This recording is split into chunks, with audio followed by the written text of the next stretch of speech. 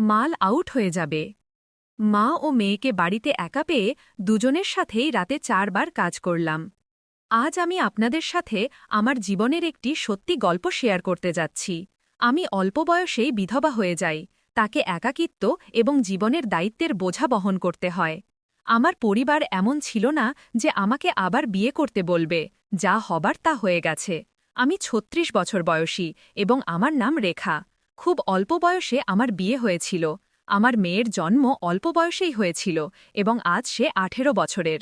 আমি এখনও আমার বয়সের চেয়ে অনেক ছোট দেখাই। আমার শরীর এমন যে আমার আসল বয়সের অর্ধেক মনে হয়। আমি আমার শাশুড়ি, শ্বশুর এবং মেয়ের সাথে থাকি। আমার স্বামী ৫ বছর আগে আমাদের ছেড়ে চলে গিয়েছিলেন। আমরা একটি সম্পন্ন পরিবার থেকে এসেছি এবং আমি আমার মেয়েকে সেরা শিক্ষা দেবার জন্য সব ধরনের চেষ্টা করেছি।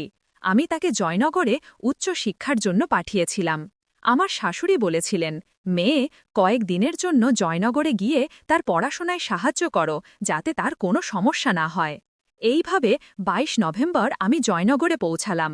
আমার মেয়ে স্টেশনে আমাকে নিতে এসেছিল এবং আমরা দুজনেই তার ফ্ল্যাটে পৌঁছালাম। আমি সরাসরি বাথরুমে গেলাম নিজেকে সতেজ করার জন্য। আমি নীল রঙের নাইট গাউন পরেছিলাম এবং নিচে কিছু পরিনি ছিল না। যখন আমি বাথরুম থেকে বের হলাম, আমার মেয়ে চা বানিয়ে আমাকে দিল। ফ্ল্যাটটি ছোট ছিল কিন্তু খুব আরামদায়ক।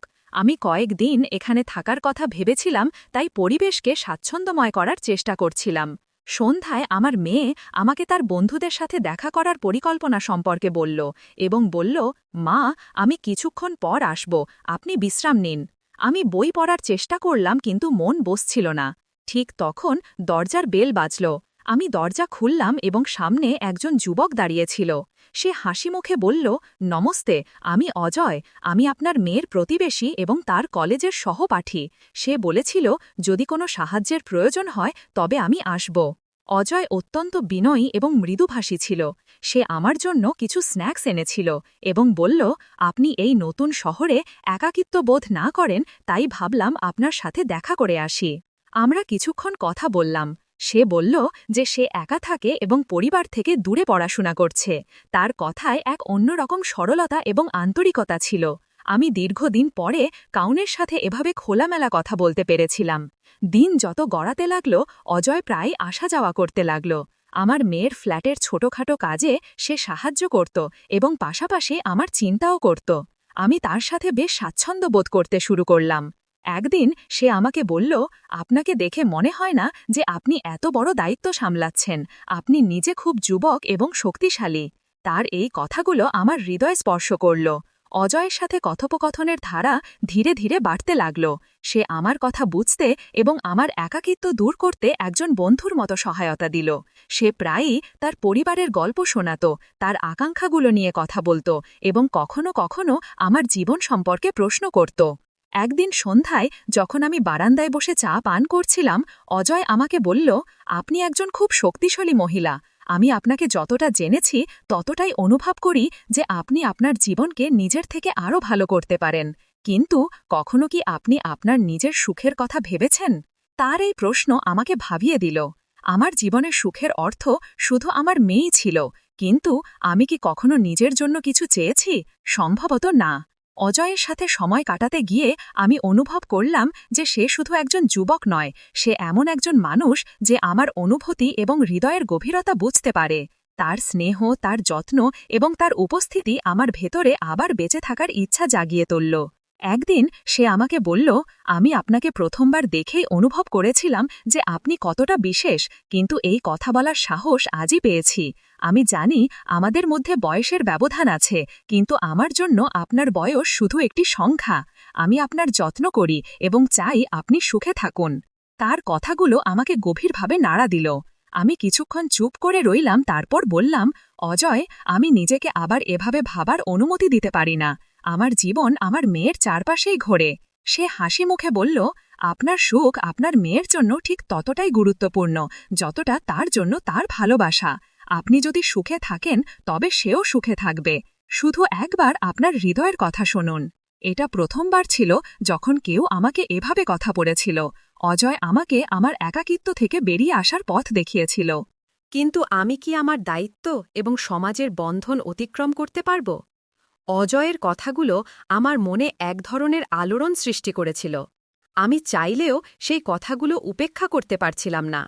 আমি ভেবেছিলাম, আমার কি নিজের সুখের কথা ভাবার অধিকার আছে? পরের কয়েকদিন আমি বেশ বিভ্রান্ত ছিলাম। অজয় আমার সাথে খুব স্বাভাবিকভাবে কথা বলত, কিন্তু আমি নিজেকে একটু দূরে রাখা শুরু করলাম। আমি চাইনি যে আমার মনে কোনো আশা জাগুক। আমার মেয়েটাই আমার সংসার ছিল, আর আমি চাইনি যে সে আমার কোনো কারণে অস্বস্তি বোধ করুক। কিন্তু অজয়ের ধৈর্য ছিল অসাধারণ। সে কখনো আমার ওপর কিছু চাপিয়ে দেয়নি। সে সবসময় আমার চেয়েগুলোর মূল্য দিত এবং আমাকে বারবার এই বিশ্বাস দিত যে তার ভালোবাসা সত্যি এবং স্বাভাবিক।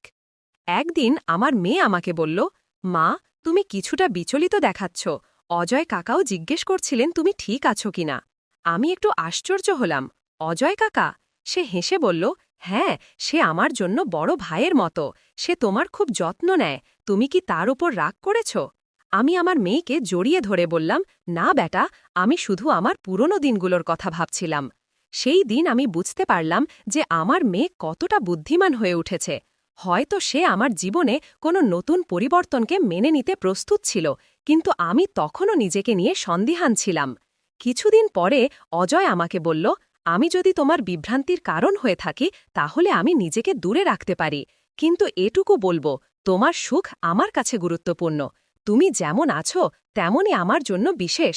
শুধু এটা জেনে রাখো যে আমার চেয়েগুলো কখনো বদলাবে না। তার কথায় আমার চোখে পানি চলে এলো। আমি তাকে থামিয়ে বললাম, অজয়, আমি সব সময় অন্যদের জন্য বেঁচে থাকি, নিজের কথা কখনো ভাবিনি। কিন্তু এখন তুমি আমাকে ভাবতে বাধ্য করেছ যে হয়তো আমিও সুখী হতে পারি।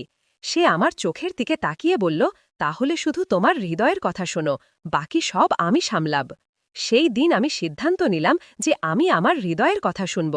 আমি আমার মেয়ের সাথে এই কথা শেয়ার করলাম। সে আমাকে জড়িয়ে ধরে বলল, মা, তোমার সুখই আমার সুখ। তুমি সব সময় আমার জন্য সবকিছু করেছ। এখন সময় এসেছে যে তুমি তোমার জীবনকেও একটি সুযোগ দাও। ধীরে ধীরে অজয় আর আমার মধ্যে সম্পর্কটি প্রকাশ্যে এলো। আমরা সমাজের প্রতিটি চ্যালেঞ্জ একসাথে মোকাবেলা করলাম।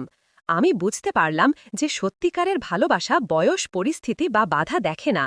অজয় আর আমার সম্পর্কের খবর ধীরে ধীরে আমার শ্বশুর বাড়ি এবং কাছের মানুষদের কাছে পৌঁছালো।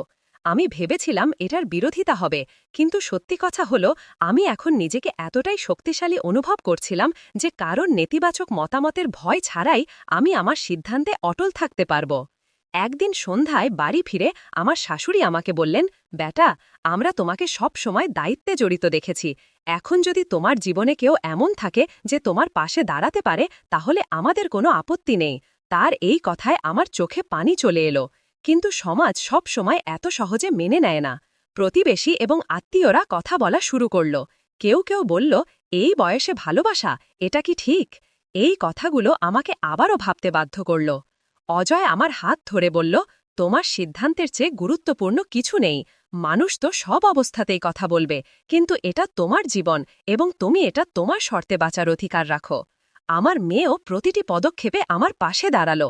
সে বলল, মা, তুমি সব সময় আমার সুখের জন্য ত্যাগ করেছ। এখন তোমার সুখের সময়, আমি তোমার সাথে আছি। তার এই কথাগুলো আমাকে ভেতর থেকে শক্তিশালী করে তুলল। ধীরে ধীরে আমি এবং অজয় আমাদের সম্পর্ককে একটি নাম দিতে সিদ্ধান্ত নিলাম। আমরা খুব সাধারণভাবে শাদী করলাম, শুধু আমাদের কাছের মানুষদের উপস্থিতিতে। এটি একটি নতুন শুরু ছিল, যেখানে বয়স, সামাজিক চাপ এবং প্রথা পিছনে পড়ে রইল এবং শুধু সত্যি আর ভালোবাসা জয়ই হল। শাদীর পরে অজয় শুধু আমার জীবনকেই আলোকিত করেনি, বরং আমার মেয়ের জন্য একজন সত্যিকারের বন্ধু এবং গাইড হয়ে উঠল। আমাদের জীবন একটি নতুন দিকে এগিয়ে গেল, যেখানে আমরা একসাথে সুখ এবং স্বপ্ন ভাগ করলাম। এই গল্প আমাকে শিখিয়েছে যে নিজের জন্য দাঁড়ানো কতটা গুরুত্বপূর্ণ। সমাজের তৈরি নিয়ম এবং প্রথা সবসময় সঠিক নয়। সত্যিকারের ভালোবাসা এবং পারস্পরিক সম্মানের সাথে প্রতিটি চ্যালেঞ্জ অতিক্রম করা যায়। শাদীর পরে অজয় এবং আমি একটি নতুন জীবন শুরু করলাম।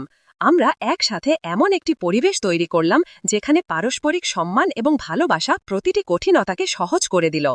আমার মেয়ে অনন্যা এই নতুন সম্পর্কটিকে খোলা মনে গ্রহণ করল এবং বলল, মা, তুমি সবসময় আমার জন্য সবচেয়ে ভালোটা করেছ।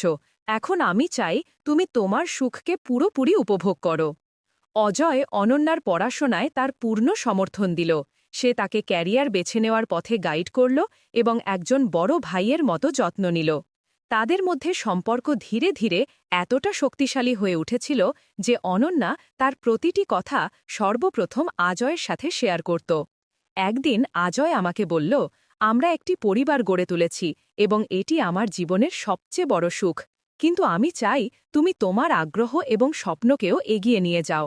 তুমি সব সময় অন্যের জন্য বেঁচেছ, এখন সময় এসেছে তুমি নিজের জন্য কিছু করো। আমি আজয়ের কথাকে গভীরভাবে নিলাম। দীর্ঘদিন ধরে আমি আমার পড়াশোনা এবং আগ্রহগুলো ভুলে গিয়েছিলাম। আমি আবার পড়াশোনা শুরু করলাম এবং একটি স্থানীয় প্রতিষ্ঠানে কাউন্সেলর হিসেবে কাজ শুরু করলাম। মানুষের সমস্যা শোনা এবং তাদের সমাধানে সাহায্য করা আমাকে আনন্দ দিতে শুরু করল। আমার এই পদক্ষেপে শুধু আমার আত্মনির্ভরশীলতা বাড়ল না, আমি অনুভব করলাম যে আমি আমার পরিবারের পাশাপাশি সমাজের জন্য কিছু করছি। অজয় সব সময় আমার পাশে দাঁড়িয়েছিল।